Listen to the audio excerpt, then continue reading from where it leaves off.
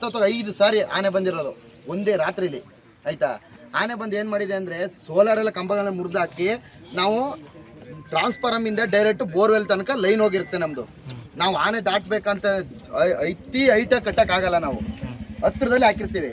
ಅವತ್ತು ಏನು ಮಾಡ್ತು ಅಂದರೆ ಆನೆ ಬಂದು ಅದೇ ಲೈನೇ ಕಿತ್ತಾಕಿದೆ ಆಯಿತಾ. ಅದೇ ಲೈನ್ ಕಿತ್ತಾಕಿದೆ, ನಾವು ಪಕ್ಕದಲ್ಲಿ ನಾವು ನಿಂತಿದ್ದೀವಿ. ಅದನ್ನ ಓಡ್ಸೋಕೆ ಹೋಗಿ ಅದನ್ನು ತುಳಿದು ಅದು ನಾವೇ ಸತ್ತು ಮಿಸ್ಸಾಗಿ ಆನೆ ಮಿಸ್ಸಾಗಿ ಸಾಯ್ತು.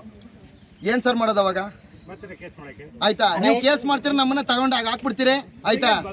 ಏನು ಮಾಡೋದು?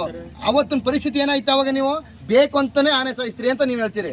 ಅವಾಗ ನಾವು ರೈತರು ಇಲ್ಲಿ ಸಂಪಾದನೆ ಮಾಡೋ ಬೆಳೆನೂ ಇಲ್ಲ ಆಯ್ತಾ. ನಾವು ಹೋಗಿ ಜೈಲಲ್ಲಿ ಕುಂತ್ಕೋಬೇಕು. ನಮ್ಮ ಹೆಂಡತಿ ಮಕ್ಕಳನ್ನ ಯಾರು ಸರ್ ನೋಡ್ಕೊಳ್ಳೋದು? ನೀವು ಬರ್ತೀರಾ? ಇದಕ್ಕೆಲ್ಲ ಏನು ಯಾರು ಸರ್ ಕಾರಣ? ಅದಕ್ಕೆ ನಾವು ರಿಕ್ವೆಸ್ಟ್ ಮಾಡೋದೇನಪ್ಪ ಅಂದರೆ ದಯಮಾಡಿ ನಿಮ್ಮ ಪರಿಹಾರ ನಮ್ಗೆ ಬೇಕಾಗಿಲ್ಲ ಆಯಿತಾ. ನಿಮ್ಮ ಪ್ರಾಣಿಗಳು ನಮಗೆ ನಮ್ಮ ಜಮೀನಿಗೆ ಬರೋದು ಬೇಡ. ಜಮೀನು ಬಂದು ತಿಂದ್ರೆ ತಿನ್ಕೋಲಿ ಸರ್. ಮಾದೇಶ್ವರನ ಬೆಟ್ಟದಲ್ಲಿ ಹೋಯ್ತಾ ಬರ್ತಾ ಜನಗಳೆಲ್ಲ ತಿಂತಾ ಇದ್ದಾವೆ. ಎಲ್ಲಿದ್ವು ಚಿರತೆಗಳು? ಈ ವರ್ಷದಲ್ಲಿ ಇರೋಂಥ ಚಿರತೆಗಳು ಎಲ್ಲಿದ್ವು? ಹೆಂಗೆ ಬಂದು ಹೇಳಿ? ಚಿರತೆಗಳಿಂದಲೇ ಇದೆಲ್ಲ. ಚಿರತೆಗಳು ಅಷ್ಟು ಚಿರತೆಗಳು ಜನಗಳೆಲ್ಲ ಪ್ರಾಬ್ಲಮ್ ಕೊಡ್ತದೆ. ಮೇನ್ ರೋಡಲ್ಲಿ ಓಡಾಡೋಕೆ ಭಯ ಎದುರ್ಕೊತಾವ್ರ ಜನ. ಮೊದಲು ನೈಟ್ 12 ಗಂಟೆ 1 ಗಂಟೆಲೆಲ್ಲ ಓಡಾಡ್ಬೋದಾಗಿತ್ತು. ಇವಾಗ 5 ಗಂಟೆ ಆದ್ರೂ ಹೋಗಿ ಭಯ. ಯಾಕೆ? ಚಿರತೆ ಪ್ರಾಣಿಗಳಲ್ಲಿ ಎಲ್ಲಿದ್ವು? ಸಫಾರಿಗೋಸ್ಕರ ತಂದು ಬಿಟ್ಬಿಟ್ರಿ ಆಯಿತು, ಹೆಂಗೋ ಒಂದಾಗಲಿ ಆಯಿತಾ. ನಮ್ಮ ಜಮೀನುಗಳಿಗೆ ದಯಮಾಡಿ ಬರೋದು ಬೇಡ. ನಾವು ಅಷ್ಟು ನಿಮ್ಮ ಕಾಡಿಗೆ ನಾವು ಏನು ತೊಂದರೆ ಕೊಡಲ್ಲ. ದಯಮಾಡಿ ಅಷ್ಟು ಮಾಡಿಕೊಡಿಯಪ್ಪ.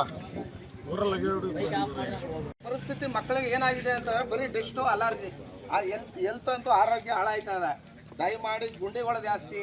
ನೀವು ನಮ್ಮ ಜೊತೆಗೆ ಸಹಕಾರ ಮಾಡಿ, ನೀವು ಕೂತ್ಕೊಳ್ಳಿ, ಮೇಲಧಿಕಾರಿಗಳು ಫೋನ್ ಮಾಡಿ ಬರಲಿ, ಕೆಲಸ ಆಗಲಿ. ಸುಮ್ಮನೆ ಚಾಪತಾರ್ಸನೆ ಆಗಲ್ಲ. ಯಾಕಂದರೆ ಬಗೆಹರಿಬೇಕು, ಏನಾರೋ ಒಂದು ಪರಿಹಾರ ಆಗಲೇಬೇಕು. ಆಗಲಿಲ್ಲ ಅಂತದಕ್ಕೆ ಮುಗ್ದಿ ಕಾಣೋಕ್ಕಾಗಲ್ಲ. ಇದು ಈ ಮಾರ್ಗನೂ ನೋಡಿದಾರಲ್ವಾ? ಧೂಳು ನೋಡಿ. ನೀವು ಒಂದು ಬಸ್ ಅಲ್ವಾ, ಬಸ್ಸಿಂದ ನೀವು ಹೋಗಿ, ಇಲ್ಲಾಂದ್ರೆ ಬಸ್ಸಲ್ಲಿ ಕೂತ್ಕೊಳ್ಳಿ. ಅಲ್ಲಲ್ಲ, ಬಸ್ ಮೇಲೆ ನೀವು ಹತ್ಕೊಳ್ಳಿ, ಬಸ್ ಮೇಲೆ ಕೂತ್ಕೊಳ್ಳಿ, ಆಗಿದೆ ಅಂತ ಗೊತ್ತಾಯ್ತದೆ.